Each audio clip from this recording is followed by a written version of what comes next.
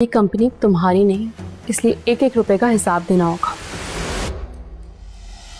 हमेशा अकेले बैठ के ही खेल रही होती हूँ।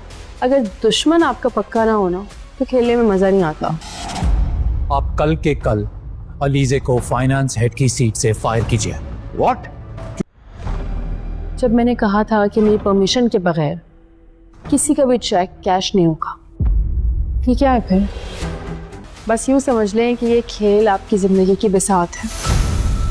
मोरे फौज है जो मुखालिफ टीम से आपको बचाएंगे। मेरे पैसे थे, दिल किया, खर्च कर दी, क्योंकि कल से उस ऑफिस में या तो अलीजे रहेगी या मैं।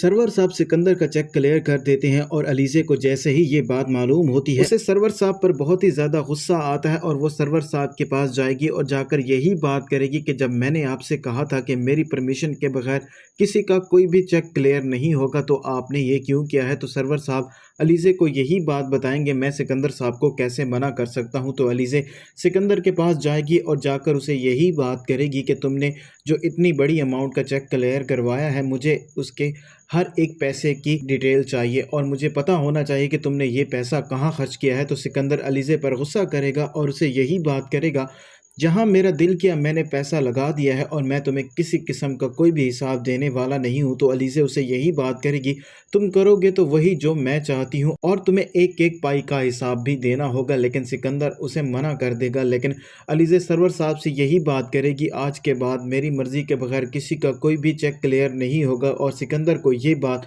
बिल्कुल भी पसंद नहीं आएगी और जैसे ही वो घर आएगा और घर आकर अपने बाप से यही बात करेगा, अलीजे ने सरवर साहब को मेरे चेक्स क्लियर करने से मना कर दिया है, आप आज के आज ही अलीजे को हेड ऑफ फाइनेंस की पोस्ट से हटाएं। अगर आप ऐसा नहीं करेंगे या तो अलीजे उस ऑफिस में रहेगी या मैं, और अगर आपने ऐसा नहीं किया तो मैं कभी भी ऑफिस नहीं आऊँगा। और जैसे ही हमदानी साहब ये बात सुनते हैं वो बहुत ज़्यादा हैरान हो जाते हैं और सिकंदर उन्हें अपनी बात सुनाकर चला जाता है। हमदानी साहब सोच में पड़ जाते हैं कि आखिरकार उन्हें सिकंदर को ऑफिस में रखना होगा या अलीजे को।